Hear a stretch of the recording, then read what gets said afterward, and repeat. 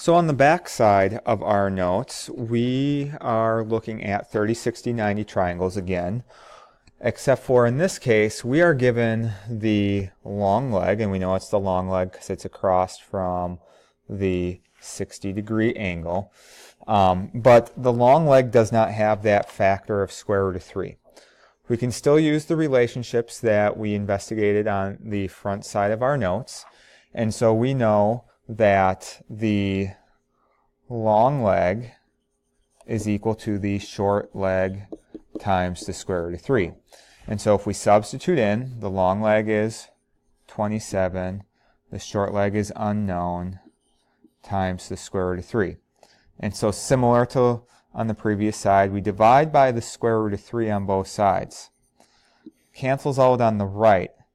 On the left side, there's nothing to cancel out. And so we have a radical in the denominator, and if you recall from last class, we need to rationalize. And we do that by multiplying by the square root of 3 over the square root of 3. Again, the square root of 3 divided by the square root of 3 is 1, so I'm not changing the value, I'm changing the appearance. Again, think of this as taking the fraction 1/2 and converting it to 5/10, multiplying by 5 over 5. Again, equivalent values, different appearance. And so by multiplying by the square root of 3 over the square root of 3, we have 27 square roots of 3 in the numerator. The square root of 3 times the square root of 3 is the square root of 9. But we know the square root of 9 is equal to 3. And so I have 27 over the square root of 3. And if we look at that, we know that the 27 and the 3 can be reduced to 9 square roots of 3. So we just found that the short leg has a length of 9 square roots of 3. Now that we found the short leg, we can continue to the hypotenuse using the relationship hypotenuse equals 2 times the short leg, the hypotenuse unknown. The short leg is now 9 times the square root of 3. 2 times 9 is 18.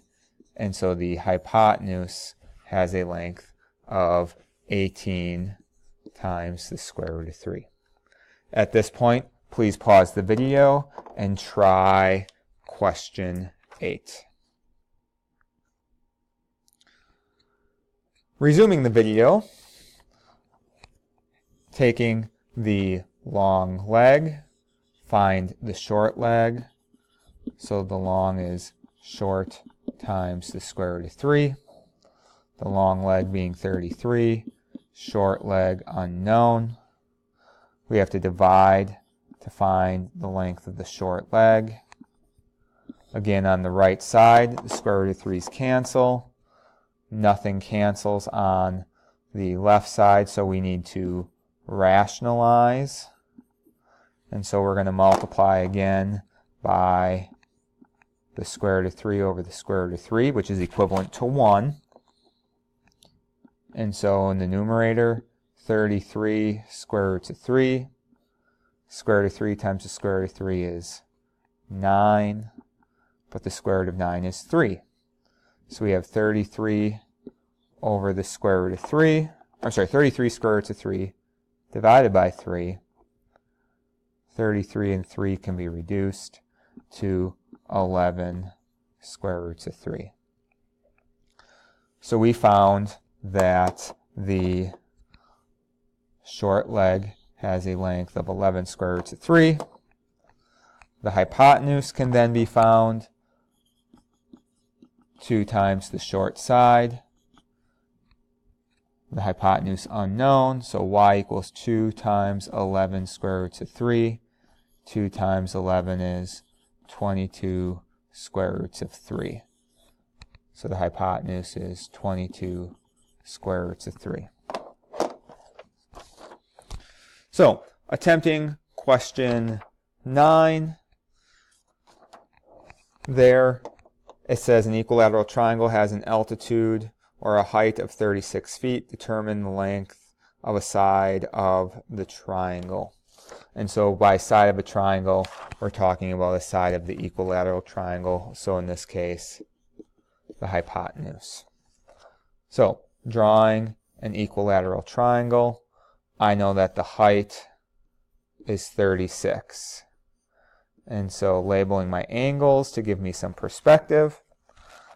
I know that I have the long leg, so I need to find the short leg. We'll call that x, so I can in turn find the hypotenuse, or y. So similar to questions 7 and 8, we know the long leg is the short leg times the square root of 3. Substituting in, the long leg is 36, short side unknown. So to find the short side, we can divide by the square root of 3. Again, the square root of 3 doesn't cancel on the left-hand side. So if we rationalize 36 divided by the square root of 3 and multiply by the value of 1 in the form square root of 3 over the square root of 3, we end up with 36 square roots of 3 over the square root of 9, which is 36 square roots of 3 over 3, which in turn turns out to be 12 times the square root of 3. So the short side is 12 times the square root of 3. We know that we have to find the hypotenuse, and so we have to double that value, because again the hypotenuse is 2 times the short leg, and so 2 times 12 square roots of 3 turns out to be 24 square roots of 3. So our equilateral triangle has lengths of 24 square roots of 3. Please pause the video and try question 10. So working through question 10, similar to question 9, you would find a short leg of 15 square roots of 3, and then in turn a hypotenuse of 30 times the square root of 3. Question 11, an application question, says a broadcast antenna is situated on top of a tower. So we're going to draw our tower. Okay. The signal travels from the antenna to your house so you can watch TV. The angle of elevation from the base of your house to the top of the tower measures 30 degrees. And the distance from the base of your house to the base of the tower is 500 feet. Calculate the height of the tower, so we'll call that x, and the distance that the signal travels. So from the signal to your house, we'll call that y. Write the answers as radicals in simplest form, and then round the answers to the nearest 10,000th. So in this situation, we are given the long leg because it's across from a 60-degree angle. And so using the long leg equals the short times the square root of 3. The long leg is 500. The short side is x times the square root of 3. So to find the short side, we divide by the square root of 3. Again, we need to rationalize, and so 500 over the square root of 3 times the square root of 3 over the square root of 3. 500 square roots of 3 over the square root of 9, which is 500 square roots of 3 over 3.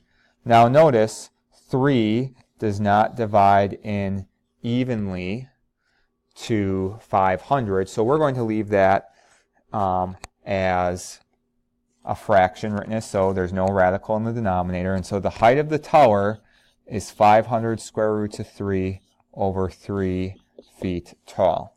Now some of you might be thinking, well, how tall is that? So to put things into perspectives, we're going to convert that to a decimal, so that way we have a better approximation. So using our calculator, we have 500 times the square root of 3.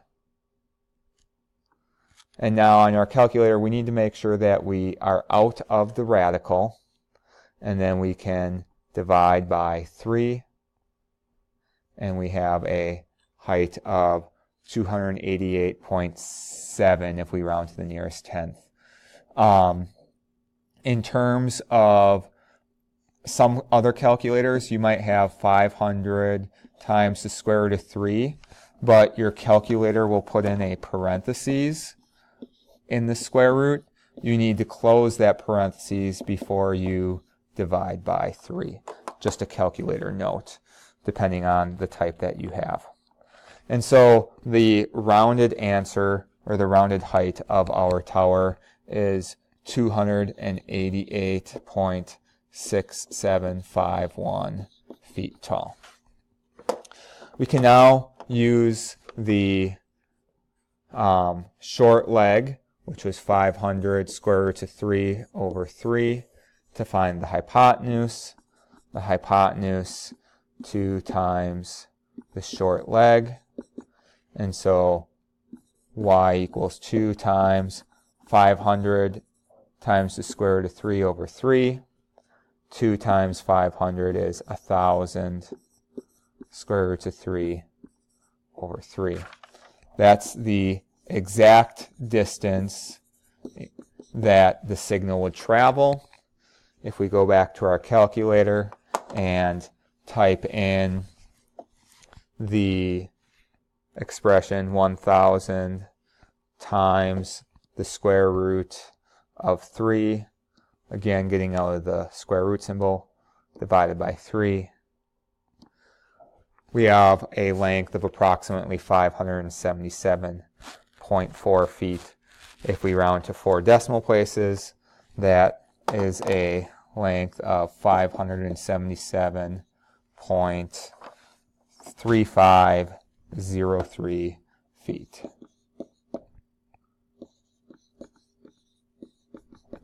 If you have questions, please see me during resource.